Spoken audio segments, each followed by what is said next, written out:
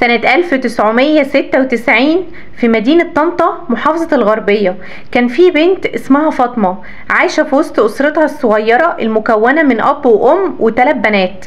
فاطمة كان معروف عنها إن هي جميلة وهادية ومؤدبة. فاطمة خلصت الثانوية العامة وتقدم لها واحد من جيرانها اسمه أحمد. أحمد كان أكبر منها ب15 سنة وكان عنده أخوه أصغر منه ب10 سنين اسمه إبراهيم. أحمد وإبراهيم أبوهم وأمهم متوفيين وملهمش إلا بعض. أحمد كان شغال محاسب في شركة كبيرة وحالته المادية ميسورة، يعني عريس لقطة ما يترفضش. فاطمة وافقت عليه وفعلا تمت خطوبتهم. ولما ظهرت نتيجة الثانوية العامة فاطمة جابت مجموع يدخلها كلية، واحمد كان فرحان جدا وشجعها ان هي تكمل تعليمها. وبعد كام شهر احمد جاله عقد عمل في الكويت، وطبعا دي فرصة ما تترفضش لان هو كان بيستناها. واحمد طلب من والد فاطمة انه يتمم الجواز وياخدها معاه وهو مسافر، بس والد فاطمة رفض وقال له عشان السنة ما تضيعش عليها اكتبوا الكتاب وسافر انت، وهي لما تخلص امتحانات الترم التاني هتسافر لك. وفعلا احمد سافر عشان يستلم وظيفته، وفاطمه ذاكرت واهتمت بدراستها لحد ما خلصت امتحانات الترم التاني. وبعدها باسبوع احمد نزل اجازه وتمموا جوازهم وخدها وسافر.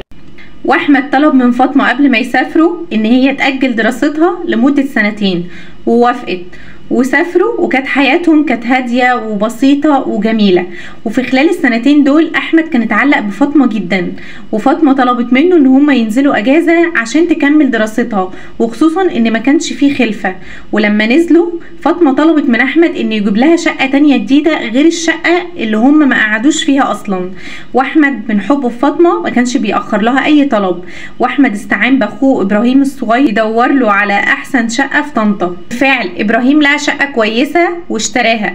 وفي الوقت ده كان احمد كانت اجازته خلصت ولازم ان هو يسافر. فاطمه طلبت منه ان هي مش هتقدر تسافر معاه وانه لازم يسيبها عشان تكمل تعليمها، وان هي مش حابه تاجل تعليمها اكتر من كده.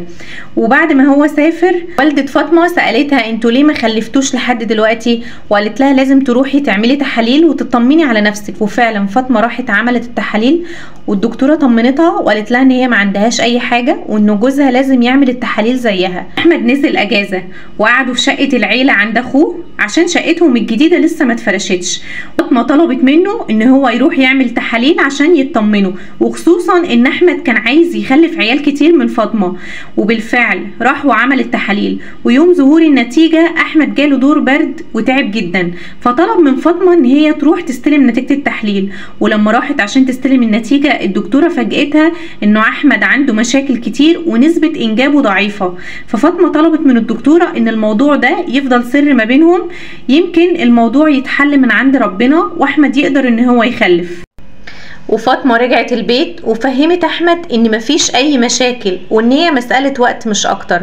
ومرت الايام واحمد سافر على الكويت، بس قبل ما يسافر وصى اخوه ابراهيم على فاطمه وقال له ما تسيبهاش وخليك معاها لحد ما تفرش الشقه. وفاطمه ابتدت تحس ان حياتها مهدده مع احمد بسبب موضوع الخلفه، فابتدت ان هي تبتزه، وكانت على طول بتطلب منه فلوس تشتري هدوم، تشتري ذهب، تشتري اي حاجه في الشقه للفرش طبعا. وابتدت ان هي كل يوم كانت بتنزل مع اخوه ابراهيم عشان يشتروا فرش وحاجات للشقه. وفعلا فرشت الشقه وخلت الشقه قصر حرفيا. واحمد ما كانش بيتاخر عليها في اي حاجه تعوزها من حبه ليها، كانت اي حاجه بتطلبها كانت لازم تبقى مجابه. وفاطمه ابتدت تحس بجمالها وانوثتها، وابراهيم ابتدى ان هو يبان غيرته عليها، لدرجة ان في مرة اتخانق خناقة كبيرة جدا مع صاحب معرض موبيليا عشان كان بيكلمها وطريقة كلامه كان فيها غزل. وفاطمة حاولت ان هي تسكته بالعافية. وبعد كده طلعوا على الشقة عشان المفروض يستلموا عفش هناك. ولما طلعوا على هناك فاطمة اتخانقت مع ابراهيم وابتدى ان هو يغير عليها، وابتدى حبه ليها يبان. وفاطمه اتخانقت معاه وقعدت تزعق له، بس هي من جواها كانت مبسوطه. وهنا ابتدت الشراره. فاطمه اتخانقت معاه بس من جواها في مشاعر اتحركت من ناحيتها عشان شافت غيرته عليها. ومن غيرته عليها وحبه ليها كان كل يوم بيوصلها للكليه ويستناها بره. واعترف لفاطمه بحبه ليها ونسي اخوه خالص. وفاطمة كمان اعترفت له بحبها وكان باين عليها، بس هي كانت بتحاول ان هي تداري. وللأسف فاطمة استجابت، وفي يوم كانوا في الشقة وحصل ما بينهم علاقة غير شرعية، وفضلوا على كده لمدة سنة. وكانوا كل ما يحب يتقابلوا في شقة اخوه وياخدوا راحتهم على الاخر، لحد ما اخوه نزل اجازة. ولما نزل اجازة فاطمة كانت محسساه بالسعادة والرومانسية ومعيشاه في الوهم على الاخر. وخلص اجازته احمد وسافر. وبعد ما سافر فاطمة ابتدت ان هي تحس بشوية تعب، وراحت عشان تكشف، والدكتورة فاجئتها ان هي حامل. والدكتورة اتصدمت وقالت لها ازاي؟ حالة جوزك كان ميؤوس منها ونسبة انجابه كانت ضعيفة. بس هنا فاطمة كانت متأكدة وعارفة ان الحمل ده من ابراهيم، من اخوه ابراهيم مش من احمد. واتصلت على ابراهيم وقالت له تعالى عشان عايزه اقابلك. واتقابلوا في الشقه ابراهيم وقالت له ان هي حامل، وان الولد اللي في بطنها ده يبقى ابنه هو مش ابن احمد اخوه. فابراهيم اتصدم طبعا من الكلام اللي هو سمعه، وبعد مشادات وكلام كتير دار ما بينهم فاطمه قالت له ان هي لازم تتخلص من الولد ده. بس ابراهيم كان شيطان بيتكلم بهيئه بني ادم، قال لها تتخلصي منه ليه؟ طب ما احنا نسيب الولد عادي ويتربى ما بيننا، كمان عشان اخويا كان نفسه ان هو يخلف ولازم اخويا يكون مبسوط. وفعلا اقنع فاطمه بالكلام، وفاطمه طلبت من ابراهيم ان علاقتهم تنتهي لحد كده. واتصلت على احمد وعرفته ان هي حامل. واحمد طبعا ما كانش مصدق نفسه من الفرحه وكان مبسوط لانه كان نفسه قوي في الخبر ده. واحمد اتصل على اخوه وقال له امانه عليك تخلي بالك منها، وطلباتها كلها مجابه. طبعا مش عارف اللي فيها، واتصل على اخوه وفهمه كده وقال له ان انا هبعت لك التحويلات عشان انت اللي تنزل تستلم التحويلات والفلوس. كان خايف عليها تنزل، وقال له ان انا هبعت لك كل طلباتها وطلباتها كلها مجابة. وجي ميعاد الولادة واحمد نزل من السفر وطلب من اخوه ابراهيم ان يحجز له في اكبر مستشفى. وبعد ما فاطمة ولدت رجعت حنة تاني لابراهيم. سافر احمد ورجعت تاني فاطمة حنت لاحضان ابراهيم، وشافت ان هي ما ينفعش تحرم الولد من ابوه، وقررت ان هو لازم يتربى ما بينهم.